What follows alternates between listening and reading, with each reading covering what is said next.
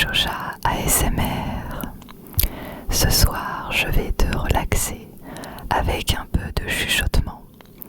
Pour cela, je vais lire un texte qui s'appelle Lettres portugaises, dont l'auteur est Gabriel de Guirag et qui est sorti en 1669. Mais avant de commencer, je voulais juste te prévenir que depuis quelque temps, pas très longtemps, j'ai sorti une vidéo en collaboration avec l'ASMR artiste Naesmr. Ça s'écrit N-A-S-M-R. Une vidéo donc qu'on a faite ensemble et qui est publiée sur sa chaîne. Donc je t'invite à aller la voir et par la même occasion visiter et découvrir sa chaîne si tu ne le connais pas. D'ailleurs, si tu es amateur de bruit de bouche, sache que c'est sa spécialité. Donc je t'invite à y jeter un coup d'œil. Voilà, d'ailleurs tu auras le petit lien en description. Donc c'est parti. On va commencer avec la petite lecture pour te mettre dans le contexte. C'est une religieuse portugaise, c'est pour ça que ça s'appelle Lettres portugaises, qui écrit à son amant qui l'a abandonné. Voilà, j'espère que ça va te relaxer quand même. Première lettre. Considère mon amour jusqu'à quel excès tu as manqué de prévoyance. Ah malheureux, tu as été trahi et tu m'as trahi par des espérances trompeuses. Une passion sur laquelle tu avais fait tant de projets de plaisir ne te cause présentement qu'un mortel désespoir, qui ne peut être comparé qu'à la cruauté de l'absence qui le cause. Quoi, cette absence à laquelle ma douleur, tout ingénieuse qu'elle est, ne peut donner un nom assez funeste, me privera donc pour toujours de regarder ces yeux dans lesquels je voyais tant d'amour et qui me faisaient connaître des mouvements qui me comblaient de joie, qui me tenaient lieu de toutes choses et qui enfin me suffisaient. Hélas, les miens sont privés de la seule lumière qui les animait. Il ne leur reste que des larmes, et je ne les ai employées à aucun usage qu'à pleurer sans cesse, depuis que j'appris que vous étiez enfin résolu à un éloignement qui m'est si insupportable qu'il me fera mourir en peu de temps. Cependant, il me semble que j'ai quelques attachements pour des malheurs dont vous êtes la seule cause. Je vous ai destiné ma vie aussitôt que je vous ai vu, et je sens quelque plaisir en vous la sacrifiant. J'envoie 1000 fois le jour mes soupirs vers vous.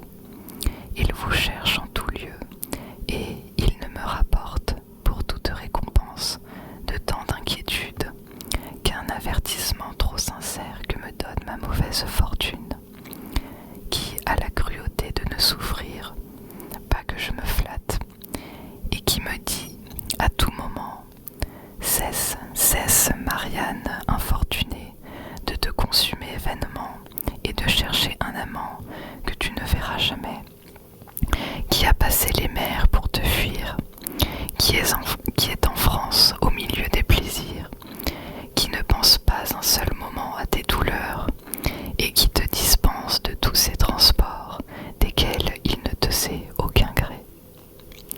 Mais non, je ne puis me résoudre à juger si injurieusement de vous, et je suis trop intéressée à vous justifier. Je ne veux point m'imaginer que vous m'avez oublié. Ne suis-je pas assez malheureuse sans me tourmenter par de faux soupçons? Et pourquoi ferais-je des efforts pour ne plus me souvenir de tous les soins que vous avez pris de me témoigner de l'amour? J'ai été si charmée que je serais bien ingrate, si je ne vous aimais avec les mêmes emportements que ma passion me donnait quand je jouissais des témoignages de la vôtre. Comment se peut-il faire que les souvenirs des moments si agréables soient devenus si cruels? Et faut-il que, contre leur nature, ils ne servent qu'à tyranniser mon cœur? Hélas, votre dernière lettre le réduisit en un étrange état. Il eut des mouvements si sensibles qu'il fit, ce semble, des efforts pour se séparer de moi et pour vous aller trouver. Je fus si accablé de toutes ces émotions violentes que je demeurai plus de 3 heures abandonné de tous mes sens. Je me défendis de revenir à une vie que je dois perdre pour vous, puisque je ne puis la conserver pour vous. Je revis enfin, malgré moi, la lumière. Je me flattai de sentir que je mourais d'amour. Et d'ailleurs, j'étais bien aise de n'être plus exposée à voir mon cœur déchiré par la douleur de votre absence. Après ces accidents, j'ai eu beaucoup de différentes indispositions, mais puis-je jamais être sans mots tant que je ne vous verrai pas? Je les supporte cependant sans murmurer, puisqu'ils viennent de vous. Quoi? Est-ce là la récompense que vous me donnez pour vous avoir si tendrement aimé? Mais il n'importe, je suis résolue à vous adorer toute ma vie et à ne voir jamais personne, et je vous assure que vous ferez bien aussi de n'aimer personne. Pourriez-vous être content d'une passion moins ardente que la mienne? Vous trouverez peut-être plus de beauté. Vous m'avez pourtant dit autrefois que j'étais assez belle, mais vous ne trouverez jamais tant d'amour, et tout le reste n'est rien. Ne remplissez plus vos lettres de choses inutiles, et ne m'écrivez plus de me souvenir de vous. Je ne puis vous oublier, et je n'oublie pas aussi que vous m'avez fait espérer que vous viendriez passer quelque temps avec moi. Hélas, pourquoi n'y voulez-vous pas passer toute votre vie? S'il m'était possible de sortir de ce malheureux cloître, je n'attendrai pas en Portugal l'effet de vos promesses. J'irai sans garder aucune mesure, vous chercher, vous suivre et vous aimer par tout le monde. Je n'ose me flatter que cela puisse être. Je ne veux point nourrir une espérance qui me donnerait assurément quelque plaisir, et je ne veux plus être sensible qu'aux douleurs. J'avoue cependant que l'occasion que mon frère m'a donnée de vous écrire a surpris en moi quelques mouvements de joie, et qu'elle a suspendu pour un moment le désespoir où je suis.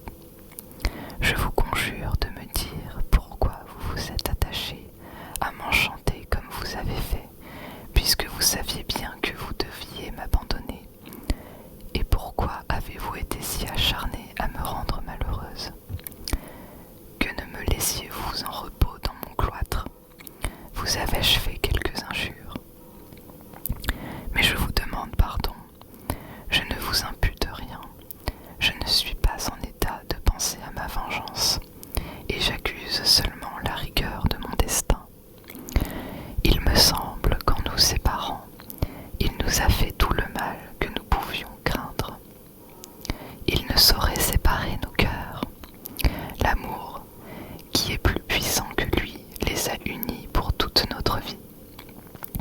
Si vous prenez quelque intérêt à la mienne, écrivez-moi souvent.